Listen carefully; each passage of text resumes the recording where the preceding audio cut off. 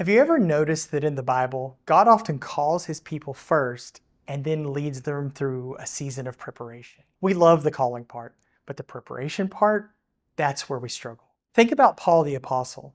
After his dramatic conversion on the road to Damascus, you'd think he would immediately launch into his full ministry. But in Galatians, Paul tells us there were about 3 years before he stepped into that larger public ministry. 3 years of learning, growing, and being reshaped by God. And what about the disciples? Jesus Christ called them, but they spent about 3 years walking with him before they were sent out into ministry. 3 years of questions, mistakes, lessons, stretching, and preparation. And they're not the only ones. Moses spent decades in the wilderness before leading Israel. Joseph had dreams from God, but years passed through slavery and even prison before those dreams came true. David was anointed as king as a young shepherd, but waited years before sitting on the throne. Calling, then preparation. And maybe that's where you are right now. Nursing school is hard. Long nights, exams, clinicals, stress. But what if this season isn't just school?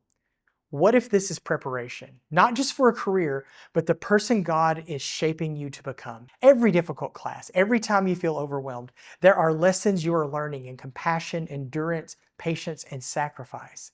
And God can use all of it. Because one day, someone will need the nurse you are becoming right now. James 1:2-4 says, "Count it all joy, my brothers, when you meet trials of various kinds, for you know that testing of your faith produces steadfastness, and let steadfastness have its full effect, that you may be perfect and complete, lacking nothing."